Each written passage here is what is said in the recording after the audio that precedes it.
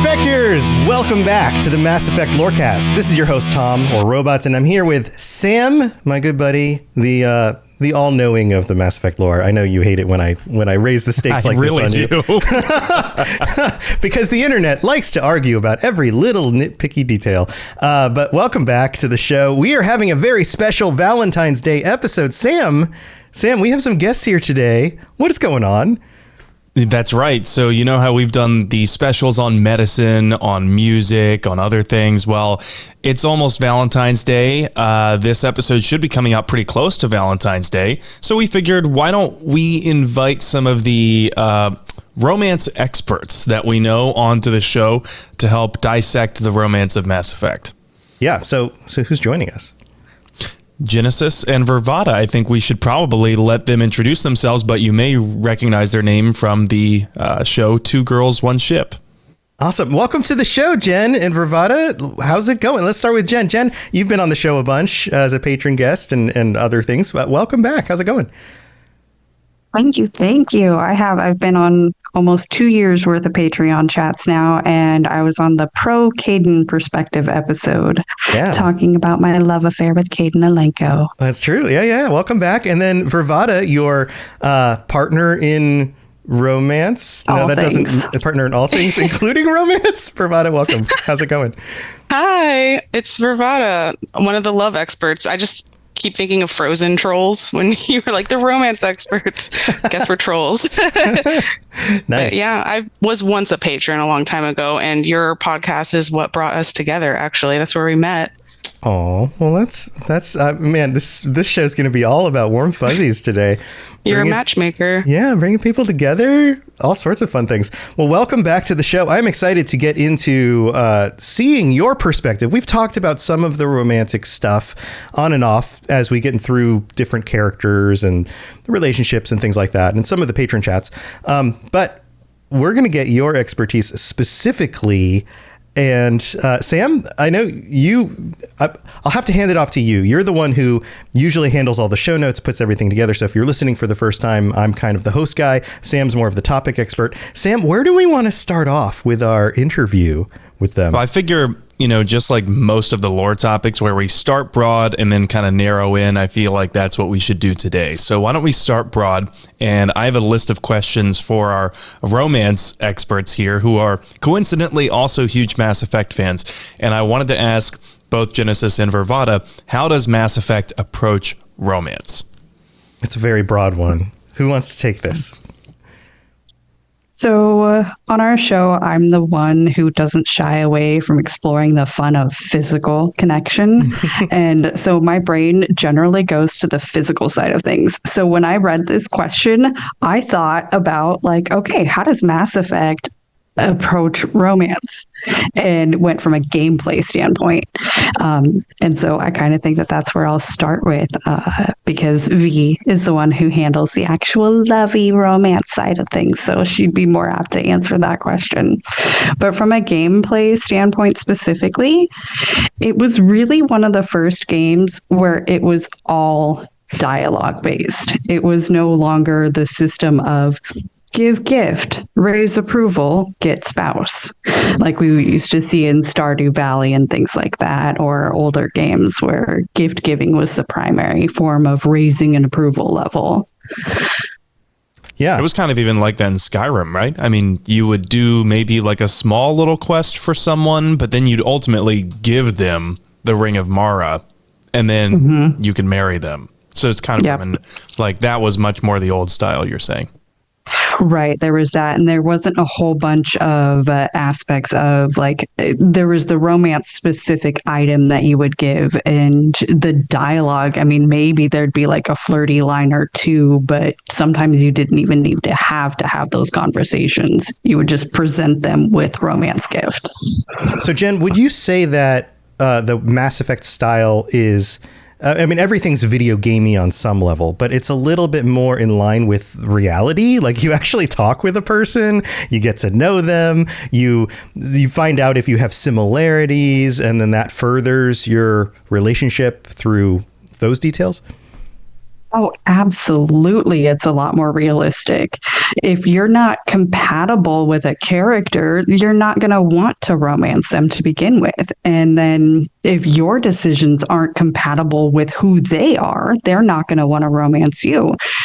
Samara comes to mind. If you go to Renegade on your playthrough, Samara's not going to want anything to do with you. She flat out says, I wish that I wasn't bound to you. I would rather kill you right now. Yeah. So you're Obviously, saying she's not going to be a romance. So you're saying no matter how many gifts I give somebody, it doesn't mean they're going to fall in love with me. Not the type of person you want to quote quote fall in love with you. Right. I think all these Twitch simps should probably take note right now. And you can save your money because as much as I love you. Oh, is that what's happening? Because nobody's sending me stuff, but I guess everyone's sending Sam stuff. I mean, all right. That's no, cool. I get like enough for a few cups of coffee every month, but no, I was just joking.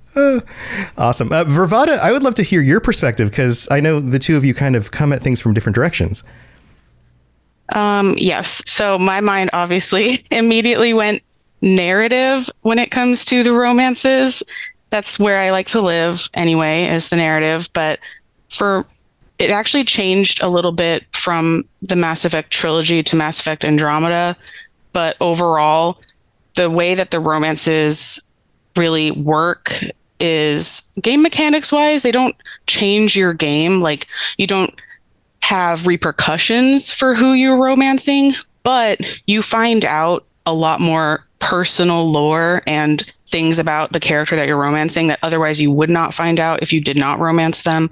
That's something that sometimes could be a critique depending on the game, but usually that's pretty specific to BioWare up until very recently, where parts of a character were really locked behind that romance, quote unquote, side quest.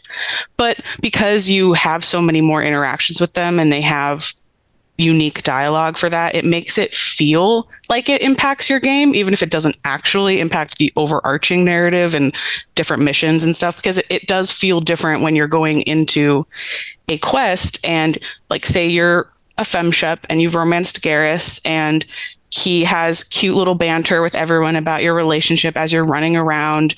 Like, that adds something to the story, and that's not that common in games before Mass Effect happened. And then when we have Mass Effect Andromeda, the romances, because previously it was really just like you could lock in with one person, you couldn't have flings or just sex or no sex at all. Like, you had a very specific path that the romance followed, but Andromeda made it so that you could have those more casual relationships, or you could have a monogamous relationship. They still didn't get into like polyamory or anything like that quite yet, but hopefully maybe Mass Effect 4, who knows? Like, I'm all for having so many more options, but I thought that was really cool because it just adds so much to the game. That's what we've said this so many times. If someone finds out you played Mass Effect, the first question someone asks is, who did you romance? That's like the most important question, I feel like, over what ending did you pick, or were you Paragon or Renegade? They want to know who you romanced. Yeah. Do you think that question comes up in particular because these games were early and in developing that in a way that it actually felt real, and so it became a unique thing to talk about with these games? Or do you think that they did it not only first, but also in a way where it just feels that important to your gameplay? I think it's because of the narrative side of it. I mean, obviously the physical cutscenes, you don't get an actual visual sex scene with every romance, because as much as I would have liked to see a Turian human relationship, maybe it was probably not something they could animate realistically back then, or they couldn't spend the money on that. Who knows? But I think the reason it impacts us so much is because of the dedication and time they put into writing those characters so well. It wasn't like every game before where you could have, like, take Skyrim, for instance, which came out around the same time the trilogy was coming out in 2010. Their romances were just your followers, like, that you could, give your stuff to, and they'd follow you around, and then you could build them a house and adopt a kid, but it had no impact whatsoever. You didn't really have any special dialogue outside of proposing to them and maybe them calling you sweetheart or something. Right. So yeah. When you return home and they greet you, that sort of thing. Yeah. But that was it. Like, it didn't really feel like it mattered the way it feels like it matters when you pray with Thane as he's dying, because it's so different from when you've not romanced him. It's still very touching, but it feels so much more personal in that scene. And then when it calls back to it in the Citadel DLC, and you have these videos he recorded for you because you knew he was dying and he wanted to give you some last messages. And he even visits you as like a ghost, kind of, if you romanced him before you get back on the Normandy. And those scenes like are so impactful because you feel like you fell in love with Thane because you're playing an RPG. Like, you are Shepard. It's a very personal choice to pick who you're romancing. So, I mean, we're all human. We all have emotional connections. Like, we're social animals. So we're pre-designed to like pack bond with anything, you know, and that it really helps. Sorry. I was going to say that is one side of the coin, but the other is rejection. And Jennasis had mentioned Samara. And even if you are Paragon, you do get rejected by Samara at pretty much every turn until you get to the very end. Do you think that, and this question's for either of you, but do you think that Mass Effect romances needed more rejection to make it feel more real? Because in other games I've played since then, where romance is an aspect, Cyberpunk or Baldur's Gate, there is the very real chance that even though you may want to romance this person, this character does not want to romance you. Yeah. I think that they tried that in Mass Effect 1 and they didn't get it right. So then they shied away from it. The confrontation scene, if you're flirting with Liara and either Caden or Ashley, in my opinion, they got that scene very wrong. And I felt like they didn't want to broach another rejection/confrontation scene. Because it was not good. Yeah, it doesn't feel good. It doesn't, like, those moments in games don't make you go, oh, I want to play more of this. No, however, I believe... Not so much. I was going to say, I believe that it adds a level of realism. Like, if, you know, that tension that you feel in a real life romance when you're just starting to get to know someone and you don't want to, like, say anything wrong, you don't want to do anything wrong, you don't want to look uncool, right? I feel like that you put on a fake version of yourself so that when the relationships actually get serious, now you hate each other because you were fake the whole time. Yeah. Yeah. Yes. That way you can unbuckle your pants, you know, fart as much as you want. Yeah. I'm not speaking for myself here at all. But no, that's what I'm saying. Like, the rejection aspect, I feel like it made the culmination of romances more rewarding. And I wasn't saying that the rejection was a bad thing. I liked that that was going to happen. It's just the way that they handled the confrontation scene of the honestly douchey line of, I love it when women fight over me. That's the part of the scene that I didn't like. Oh, man. Yeah, that is a douchey line for sure. I agree with Sam, though, that I think there should be some rejection because it does add realism, and also it adds consequences to your actions, which not all games have, because you should have some consequences to your actions. That's what I like about the morality system, and they changed it a little bit. Like, I mean, I know we're talking about Mass Effect, but BioWare made that and Dragon Age, and I think they were a little bit more daring with how they approached that morality system and that consequences to your actions bit with Dragon Age games versus Mass Effect games. There's not as many chances for rejection in Mass Effect, and it does make it feel like there's some stakes, but I also see why people maybe wouldn't want rejection. That's a critique I've seen for Baldur's Gate, for instance, because especially for Astarion, who rejects pretty much everyone who asks him to romance him, like, I don't want that. I want to be able to have sex with whoever. And I guess there's a place for that, but I personally like it when it feels like the characters have their own agency, because that's how it makes it feel real. Yeah, I agree. I think that there's something actually playing through the logical ramifications of your decisions and ways that feel real is very important. I do know, however, that from a game developer standpoint, for the last 15 years or so, different studios have been streamlining their RPGs. They've been cutting off like the rough edges. This is something Bethesda is very well known for. If you watch the trajectory from like Morrowind to Oblivion to Fallout 3 to Skyrim, everything gets simplified and kind of almost, in a lot of people's opinions, overly simplified. And then Fallout 4 and then Starfield, they trim off these edges that they know don't necessarily make the game as palatable or fun for a broad audience. And of course, there are going to be people out there who are like, oh, well, why can't I just romance who I want to romance? Because I just want to get because they treat it like a video game. This is a goal. This is an achievement. I want to get the achievement. What buttons do I have to press in what order to get that achievement, right? But that goes directly against and is counter to that feeling of actually role-playing character in a world that feels real.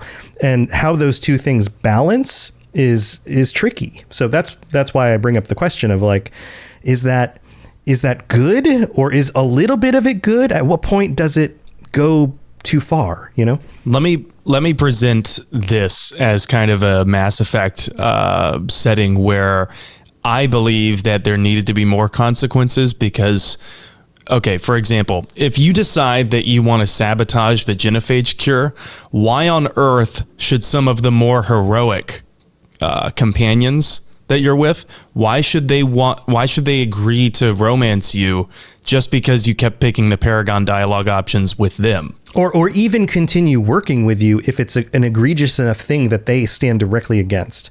Like, the realistic thing would be some people might go, hey man, I know we're in this for like good reasons, but I can't get with these decisions. I need to leave.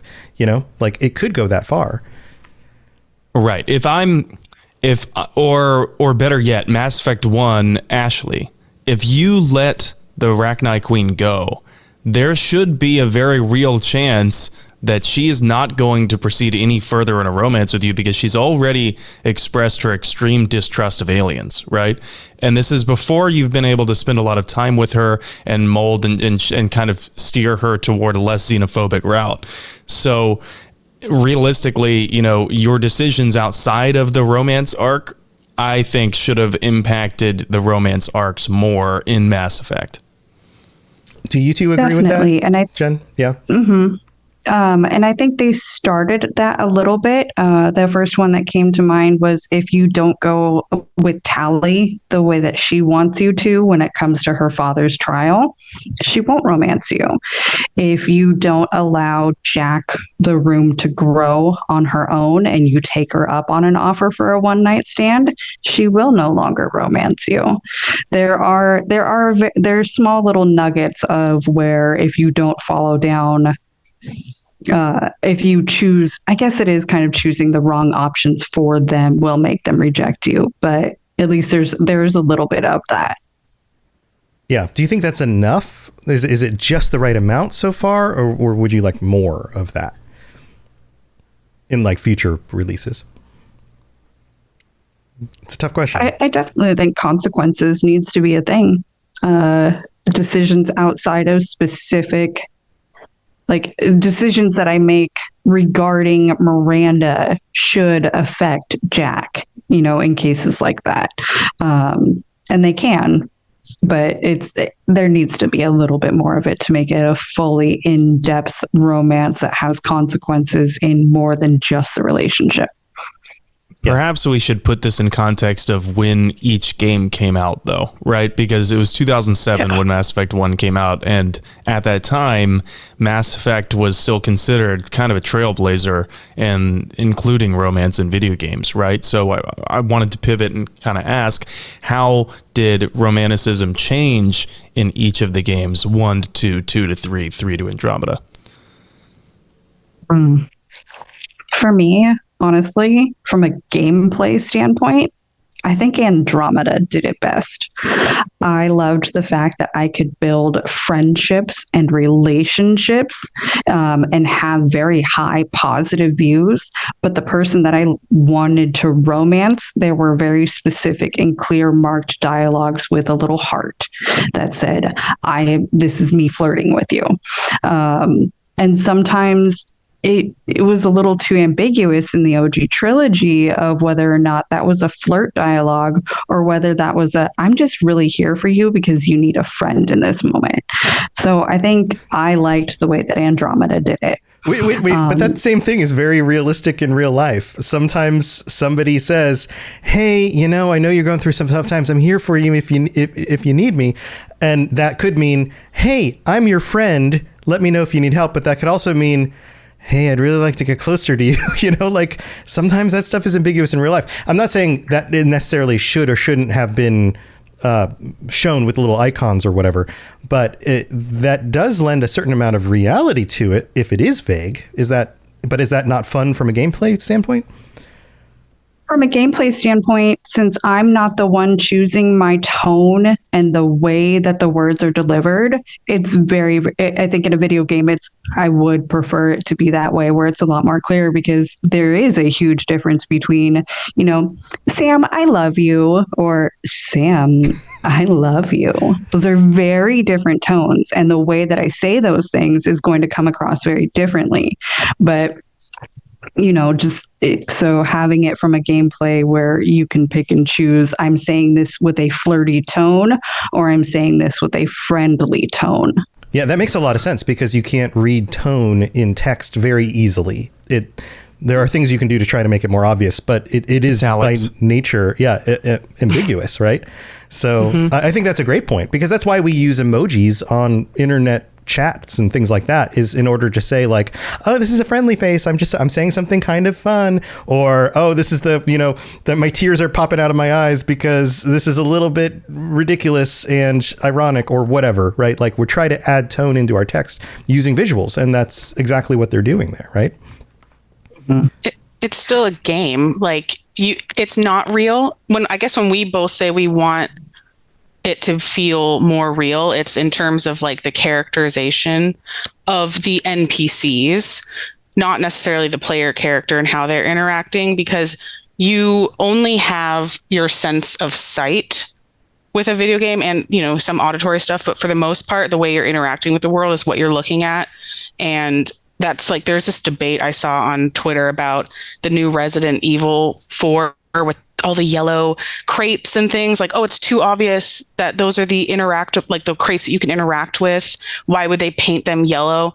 And it's like, there's this, with game developers, this fine line between how do we make it intuitive and feel not like a game, but also make it so players can navigate the world and understand where they can and can't go, what they can and can't say. And I think, it is ambiguous without the so-called emojis of, is this a flirt dialogue or not?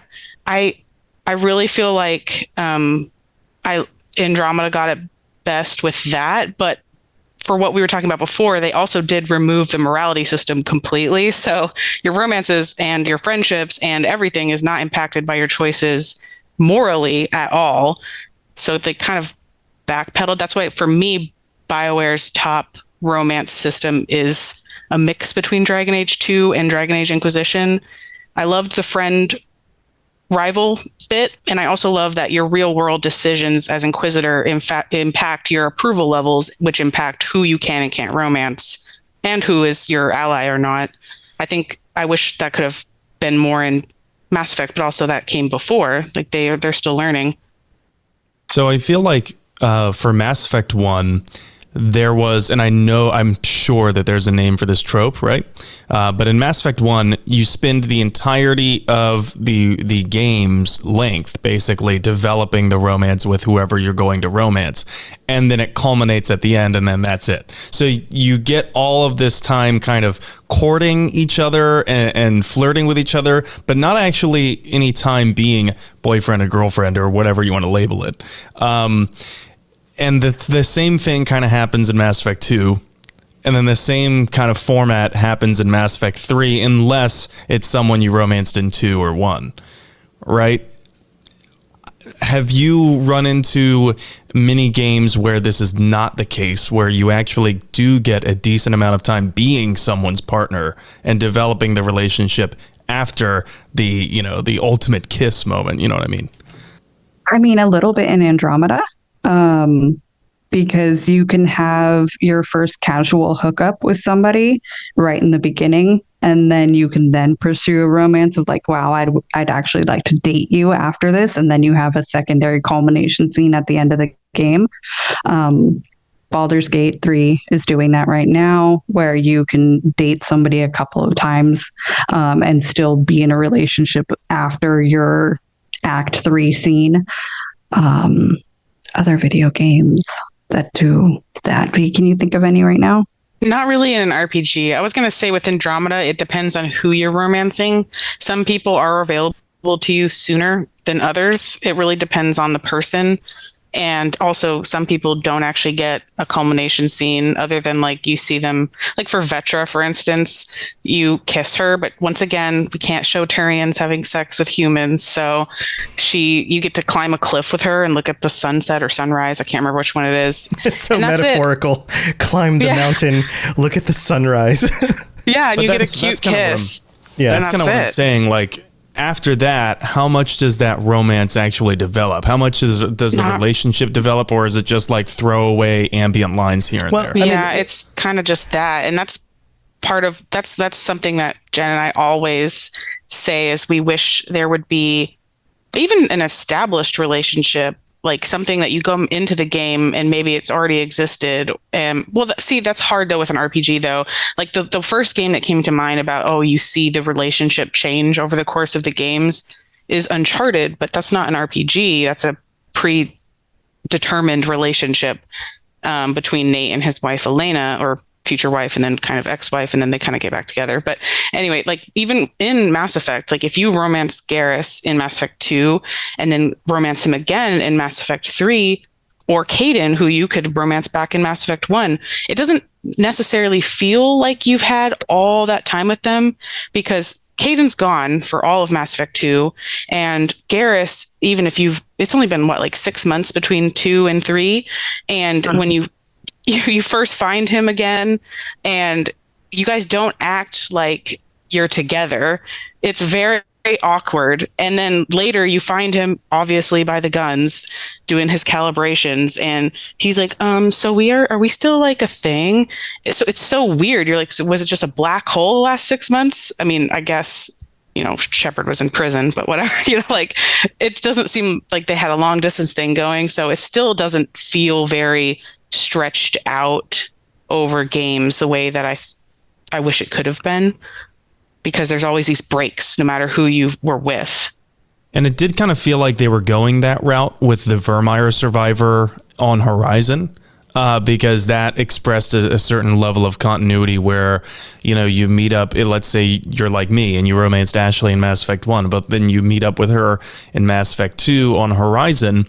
And this is kind of leading into another point that I wanted to bring up, which is that a lot of compelling romantic relationships are often strained at times by circumstance or by each other or any number of things. I think that Mass Effect showed this very well during the Horizon scene if you had romanced Kaidan or Ashley, with Ashley saying, look, I'm no fan of aliens, but Cerberus is a terrorist organization, and this is way over the line. And you finally run into a scenario where, you know what, like, you did overstep a line. They're not going to approve of everything you do. And Kaidan's scene is a little bit more harsh, but outside of the Horizon scenes, is there a lot of this where the romantic relationship in Mass Effect is strained? I think, strained relationships. I don't know. This is a you question, babe. Well, I mean, so Garrus is your ride or die no matter what. Like, he doesn't care whether you're a renegade or Paragon, right? And then Liara is just gone because she's a shadow broker now, and she becomes aged. She's matured into her violence from that. It doesn't really feel like anyone else is objecting to you being forced to work with Cerberus, because honestly, that's what happened. It's not like you had a choice being brought back to life by them. But I do like the tension that they had in that Horizon scene. There was like a little bit added. It wasn't too much more if you had romanced them versus if you were just their friend. But you get a couple extra lines of dialogue, and then those letters that they send you, which you can find on YouTube being read by their voice actors, which was great. But I like that. I think it's good. That to me isn't like a necessarily a romance specific thing. It does have a slightly bit added there for the romance, but for me, it's just the fact that your choices, or not choices, I guess, with Cerberus, but like your companions reacting to how you're going through the world is always going to be a win for me. And I especially like it when they call you out. I think that's one of the reasons why with Dragon Age 2, we like the rival romances so much, because you challenge your companion in their beliefs versus the friendship route is more of an enabler. You're just kind of going along with whatever they're already doing. And I like that your companions can do that to you. That's not like it really affects the game though. Like you kind of have to work with Cerberus for a little bit, but ultimately it does feel like they have their own opinion on what's going on. And it is a consequence. It feels like a consequence, even though that's just how it's supposed to work. They're not supposed to be in Mass Effect 2. Sam, do you have any other questions on this specific one? Because I see where the next question is in the notes. And yeah, you want to handle that one, Tom? So we've been have some really interesting and dynamic thoughts on the way romance is done and things that could be improved or changed or whatever. But before we get to the mid-break, why don't we get to the sex scenes, because that's part of romance. And how would you rank them from top to bottom, as Sam has here in the notes? Jen, I feel like this is your realm. It is my realm. And so there are 25 individual sex scenes, not counting variations between male and female characters. So there's no way that I'm going to list out all 25. Sure. Okay, so do you have some that definitely go at the top and some that definitely go at the bottom? Because those are the most interesting ones. Yeah, give us your tops and bottoms, Jen. Thanks, Sam. Hot take. My least favorite physical scenes are Garrus's for his romance culmination scenes. I am a ride or die for Garrus. I absolutely love him, but they don't give us anything. A forehead head bump is not enough for me to feel happy. You say that's just not pushing the buttons in the right places, I guess, right? Like... No, it's the same act that my cat does in the morning to get me out of bed to feed her is through head bumps. And I'm like, Garrus kind of looks like a cat. He does look like a kitty. Burrito kitties. Yeah. But spiciest scene out of the OG trilogy, Jack's renegade option is wow. It's definitely one that I think you should experience and then go reload the save and then not, re-traumatize her. But it's a good, fun scene to watch. Middle of the line, I'd say I was pretty happy with Liara in Mass Effect 1. That was a good one. It showed biotics in the bedroom, which I was not expecting at all. And you get side boob. Side boob's always fun. Nice. Any others come to mind? Which one's the most Miranda? The most meh? The most average, not like the most disappointing, not the best. But just kind of like, well, that happened. Cool. Yeah. Perhaps one you can barely remember. No, I can remember them all, but right in the middle, it either goes, we are going full on, or we're only going to give you a hint of what the next scene looks like. So for the romances that are like hints only, Steve Cortez, Tally, Garrus, Allers. Thane, Allers, Kelly Chambers. There's Samantha Trainer. So those ones are all a little bit on the lower end because there's not enough in the scene for me. If I'm going to be watching a culmination scene, let me see things culminate. Udina. Oh, wait. Virvada, how do you feel about these scenes? Which one's the top? Which one's the bottom? Which one's... We're forgetting about Andromeda, which is what I was thinking of. But for me, I don't mind the head bump so much because it's super cute with Garrus. But I think there's plenty of good ones. None of the people I romanced, unfortunately, were the good ones. But I've seen lots of scenes in the course of our work on the podcast. And the one that I think people like, but I think is really stupid, mainly because I don't like her, is PB. And when you have sex with her in the escape pod with the gravity off, first of all, how does that work? Like, you need gravity. Hasn't NASA said that you... Yeah, I was going to say, hasn't NASA said that it couldn't work? Yeah, you need gravity to do movements like that. Some kind of opposite force and all that. Yeah, anyway, or some way to constrain one person and the other person can then move freely or something. Yeah, I don't like her either. So that also adds to that.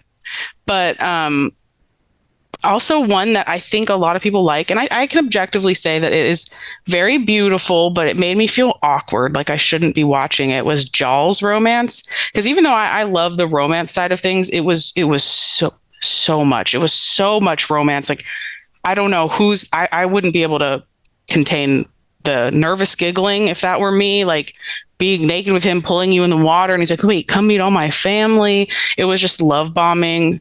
So while I can say, yes, Jaal's a good romance, I also just didn't enjoy that because it was like voyeurism to me. You know, it was making love. It was not sex. But Korra's, on the other hand, great romance scene. Very hot. Also love Korra. So good ones all around. Interesting. Well, we've got to take a quick break to go thank our patrons, and we've got sort of a planet card today. So stay tuned for that. We'll be right back. Message coming in. Patching it through. I am sovereign, and this Lorecast is mine. I like the sound of that. All right, here we are. This is the middle of the show. This is where we get to welcome our newest patron, Tynal. Welcome to the Patreon. Thank you for signing up. And we get to shout out our Shepherd tier patrons, Edboy, Kira C, and Lieutenant Tessino. Oh, and William also. Can't forget William. Thank you to those of you who have supported the show on patreon.com/Mass Effect Lorecast. And if you want to check everything out over there, there's lots of cool stuff to see. Ad-free episodes, you get stickers or t-shirts or join us on future patron chats, all of that stuff. Plus, we have to thank those of you who have taken the time to give us a 5-star review and leave us some words. And we have a new one here from Great Britain from Mad Puppy, who writes, "Information is my weapon, Shepard. It's good, and these guys provide it. I have played Mass Effect since it came out. I recently completed another playthrough of all 4 games and listened to this podcast alongside the games. Tom and Sam added so much background and depth to the game. Humorous, insightful, and full of interesting information. Give it a listen. I didn't do it in order. I picked the characters and themes I liked, but soon found I was listening to the more obscure lore too." Mad Puppy, thank you so much for taking the time to leave that review. And to everyone else who helps out with the show, rating it on Spotify, sharing it with your friends, all of that stuff. We really do appreciate that.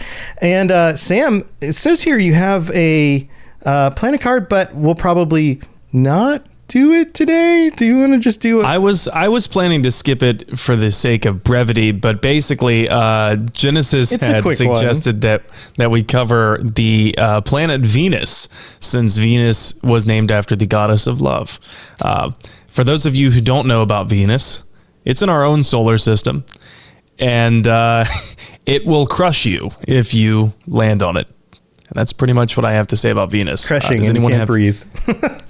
Yep. Venus is a dominatrix of a planet. So there you go. Thank you for everybody for the support and everything else that you've done in order to keep this show going. We really do appreciate it. All right, let's move on. We've got some more questions. Here we go. Spit it out, or are you trying to build suspense? You're so dense, sir. Obviously, I do not know as much about human relationships as I thought. So here, let's continue the talk about the sexual stuff, because but kind of move it in a slightly different direction. Because in Mass Effect, the characters have a definitive sexual orientation, but in other games, it really doesn't seem to matter, or there's more flexibility. Somebody isn't necessarily locked in. They can all be attracted to you as the main character, regardless of any preset seeming identity or anything like that. Is there a version of this that's better than the other? Like, what do you prefer? Are there pros and cons to each of these? What do you think? There are total pros and cons to defined sexualities, or what we call player sexual. You're attracted to the player. So player sexual versus defined sexualities. For me, and for a lot of people that V and I have talked to, defined sexualities for the win on almost every ground. Defined sexualities bring a different depth to a character.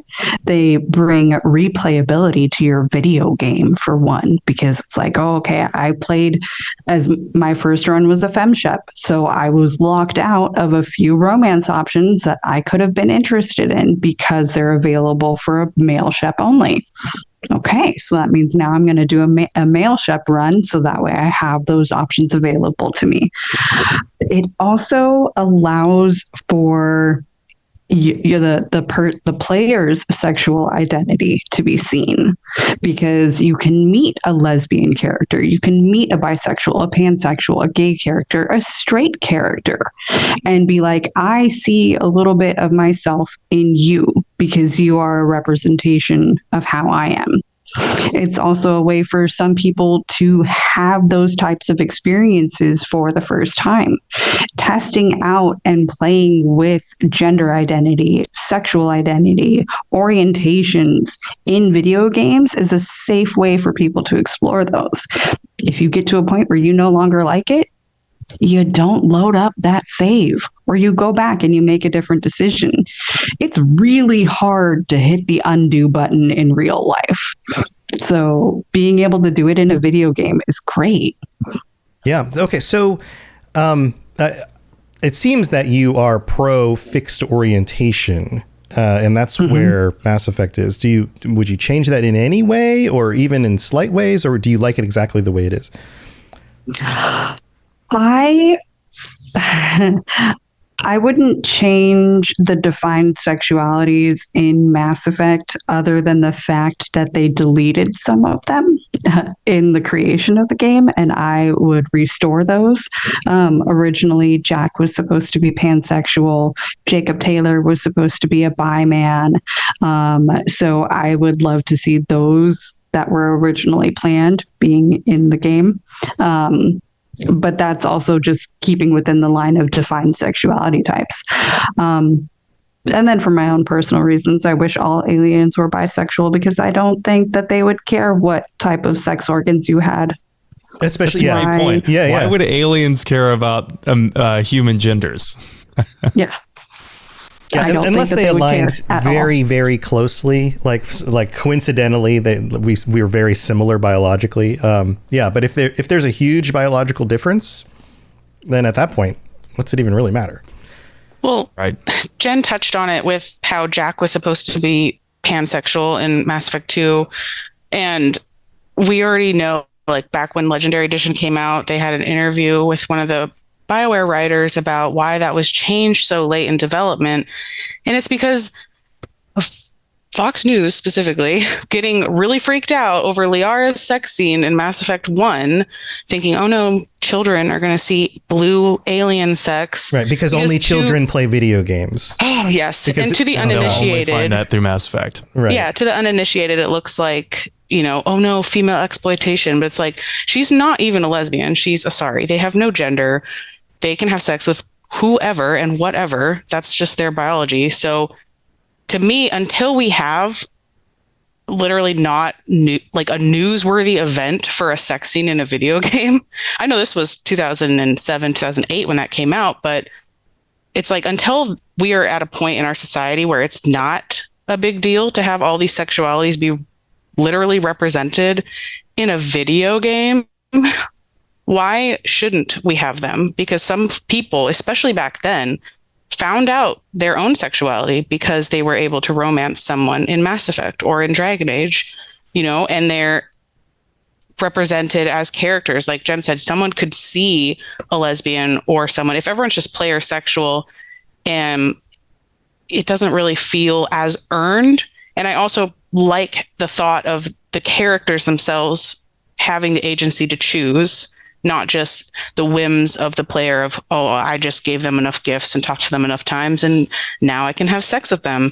It doesn't feel as real as when they have their own sexual identities. And going alongside that, there should also be characters whose sexual identity is one in which they do not want to have sex, even if you want to. So I think a lot of people do like player sexual because they want to be the god of their universe when they play the game. They want to be the center of attention and do whatever they want to do. And I'm sure that has a place, maybe in RPGs especially, because you're role-playing. But at the same time, everyone we've talked to pretty much prefers having the characters feel as real as possible, which includes a sexual identity. Yeah, when you take off I'm bouncing through Sam's audio.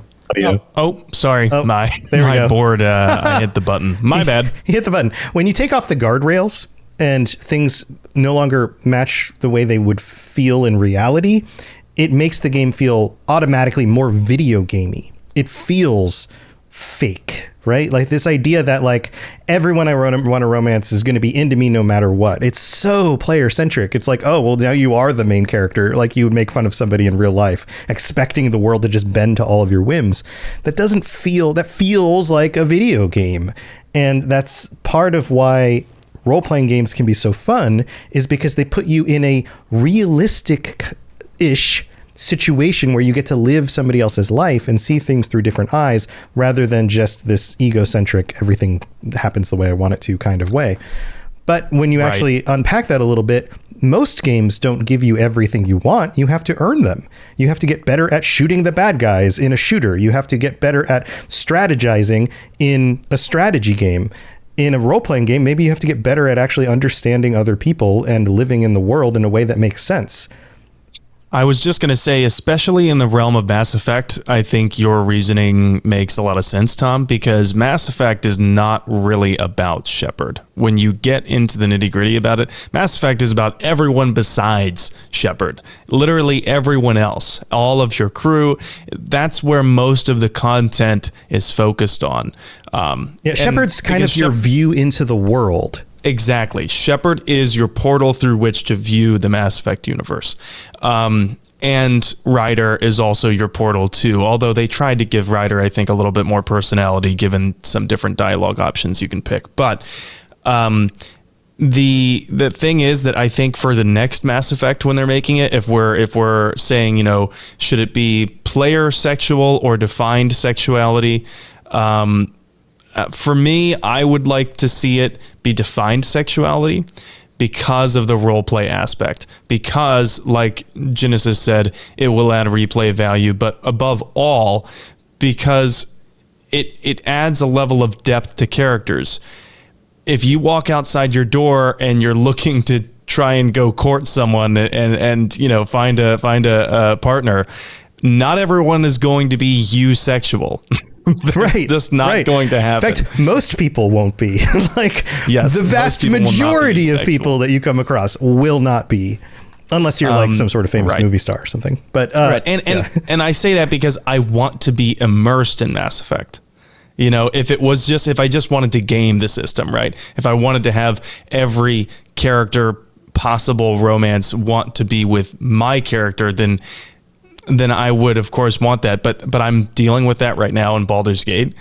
And I love the writing for a lot of the romances in Baldur's Gate. But the fact that literally everyone is hitting on me is a little bit off-putting. And it just kind of cheapens, I guess, my immersion in it. and it cheapens my connection to the character.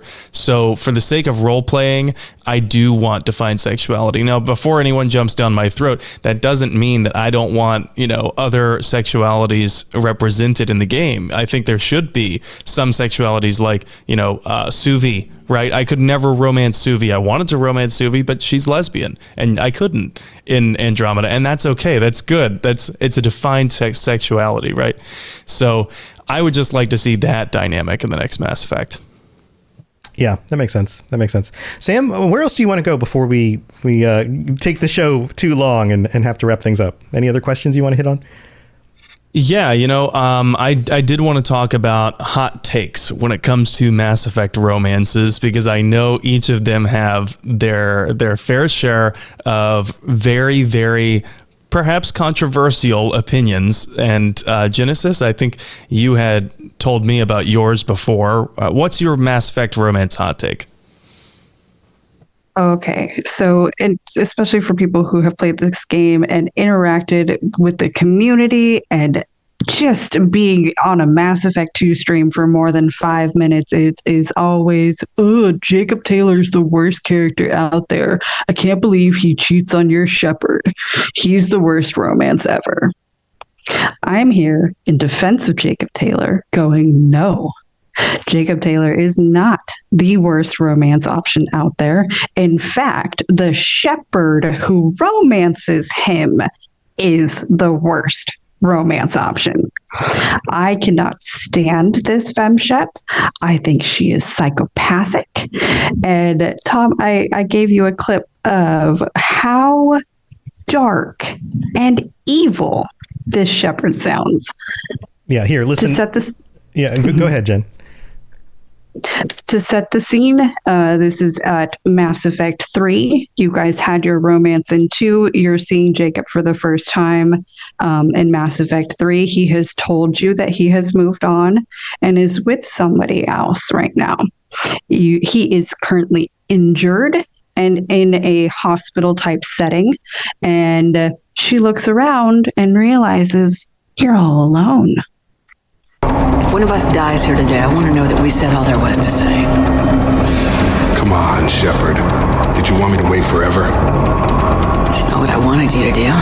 It's what I want you to do. Remember? Shepard. It's just you and me here. No one can see us. I love you, Shepard. Loved you. Damn it. Come on, Jacob. I can't. No. Because you're happy? You found the meaning of life? Yeah, I'm happy. And it's out there for you too. When you want it. It's hard to hear. You're a bastard. Okay.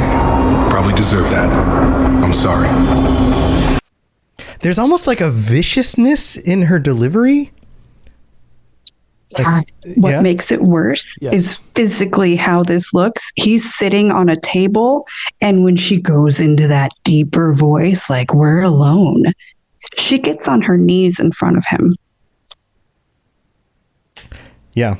So you're saying... Man, it reminds me of one of my exes, but go on. So you're saying that people who are all like down with Jacob have just been ignoring this scene, basically?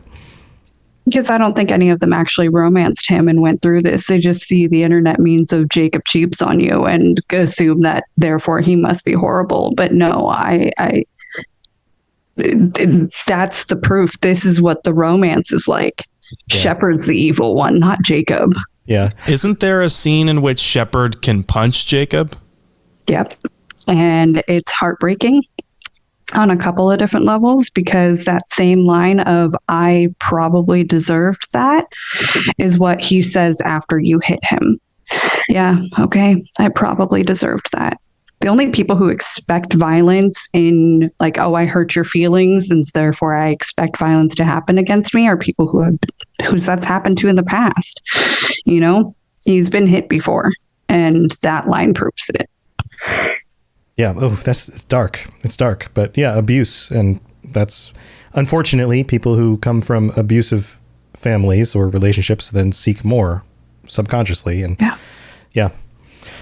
Yeah, well, that is a good take. I mean, it's a hot take probably, but it's also a good take. I think it's a really good perspective on that. A lot of people miss. So, Virvada, what's your Mass Effect romance hot take? I kind of just shared that with Jen about Jacob because I had never romanced him, and I didn't know those lines until we did his episode for our podcast, and it was really shocking. I guess if you want realism in your romances, like, it's not always pretty or good. It's just also shocking to see how you, the character, could be the bad romance, the bad partner, especially in like really canned dialogue. Like, it's one thing if you get to make that choice. Like, if you want to say the really kind of not great thing to your potential partner, and you choose each line of dialogue, that's one thing. You're role playing as kind of a jerk or whatever.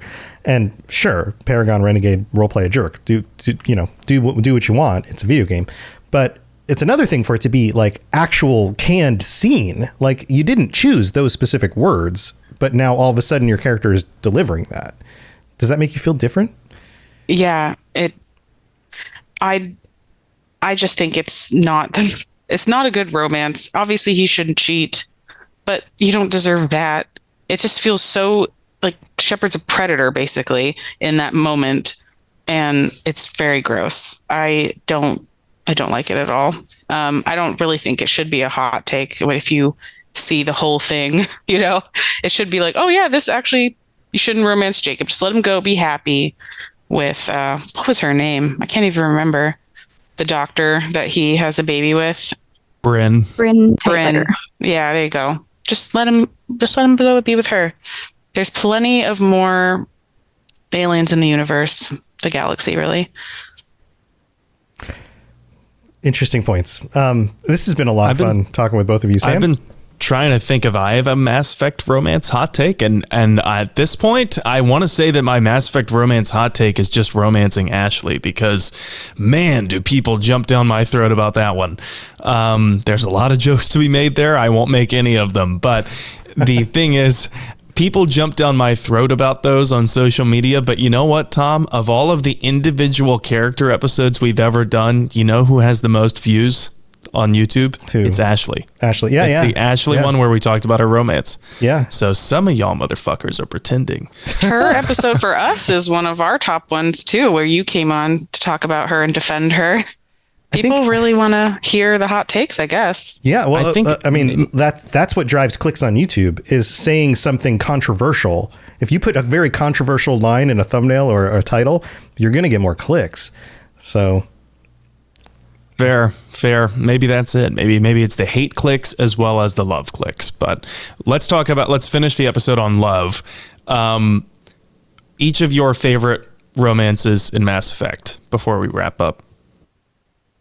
I can't pick. I have my top three: Garrus, Kaidan, Jack. I can't live without them. Okay. You can't pick one. If you were like a gun to your head or desert island, like your Shepard gets stranded on a planet, you can only have one with you. There's no like, absolutely had to pick one. Is it my bro Shep or my fat Shep? Is it Mass Effect 2? Is it Mass Effect 3? No, Tom, I can't. Which one? Pick. Which one's your who is your more canon Shep?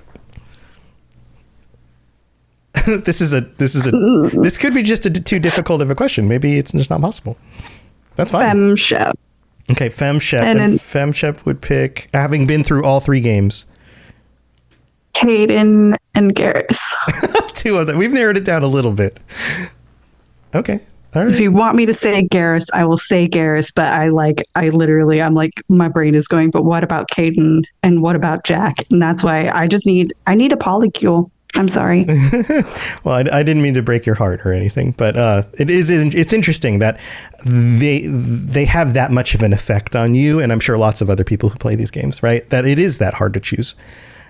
That's pretty cool. They're all so different, and for so many different reasons is why I love them. Yeah. Virvada, do you have I do have a favorite. As much as I love Garrus, I think Thane is my favorite because he made such an impact on me. I mean, other than soulless. There's really no romance in a game that ends with you breaking up or a death. In Thane's case, I love the fact that part of your relationship is learning about his wife who died, is meeting his son. It's just such a unique dynamic that you don't really see in games other than Thane.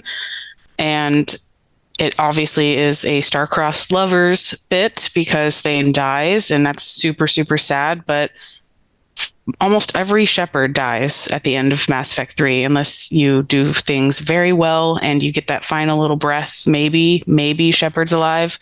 But it's very comforting to me to think that my FemShep gave up her life to save the galaxy and met up with Thane across the sea. It's a beautiful image. So I love Thane's romance. And it's true to a lot of romance stories or movies with these like tragic endings, right? Like star-crossed lovers, but Titanic, only one of them we love survives. us a star-crossed lover. Yeah.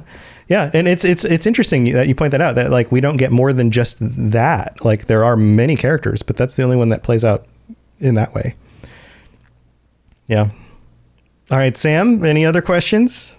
I just thought of what my Mass Effect hot take for romances is. Tally's overrated. That's my Mass Effect hot take for romances. Tally's overrated, and the amount of people that I've heard talk about her like she's a child or a dog is disturbing. You can reach Sam on Twitter at N7Legend if you'd like to send him any comments about this hot take. It's disturbing. Tally, best girl. She's an adult, and maybe you should act like it. I don't know. That's my romance hot take for Mass Effect. Nice. All right. Well, we need to wrap this up. Thank you so much, Jen and Virvada. Thank you for being here. It's always interesting to get your takes on things. Clearly, you are the experts on this field. You've been doing your show for a long time. You've experienced so many of these different video game romances, and you do have a lot of really interesting insights. So thank you for being here. Let's start with Jen. Jen, is there anything else you want to share before we head out? Yeah, the Two Girls, One Ship podcast has been going strong for about 2.5 years. We have covered all 3 Mass Effect games. Each character has their own specific episode based on what game we're talking about. So go give them a listen. I'm also on the Cyberpunk Lorecast, where we talk everything Cyberpunk from the original TTRPG all the way up to the newest Phantom Liberty expansion. Awesome. Yeah, go check that stuff out. If you're looking for links, you can just search on whatever podcast you're listening to this on, or go to robotsradio.net. You'll find links on there as well. Virvada, it's also been super fun catching up with you. It's been a little while, but I'm glad that we got to hang out. Anything else you want to share? No, just that currently on our show, we're talking about Baldur's Gate 3 characters. So if you like them, be sure to tune in, because we're talking about them now. Yeah. I mean, lots of people playing Baldur's Gate, and lots of steamy romance stuff in that game for sure. For sure. All right, Sam, anything you want to share? No, that's pretty much it. I'm continuing to stream my personal canon playthrough in Mass Effect 2. That's every Saturday after the month of February this year, in the year of our Lord 2024. I will be streaming more per week. I'm going to try and work in a consistent second stream of the week with some Baldur's Gate, doing like a Twitch viewers choice thing where I let them decide all of the dialogue choices and whatnot. Nice. But yeah, you can find me on Twitch and Twitter at N7TheLegend. Awesome. Yeah, go check out everybody's stuff. There's so many things to consume, but if any of those things sound appealing to you, go check it out. You won't regret it. And also, you can find my shows, the other shows that I do, and everyone else's shows on the network at robotsradio.net. Thanks for being here, everyone. Chat, thank you for joining us. We'll see you next time. Stay safe out there, and romance carefully, I guess. I don't know what the tagline for this one is, but have a wonderful Valentine's Day. We'll see you later. Thanks for tuning into the Mass Effect Lorecast. We'd love to hear your opinion and thoughts on the lore of Mass Effect. Reach out to us on Twitter at Mass Effect Cast, or check out the Robots Radio Discord. Also, you can send us an email at masseffectlorecast@gmail.com.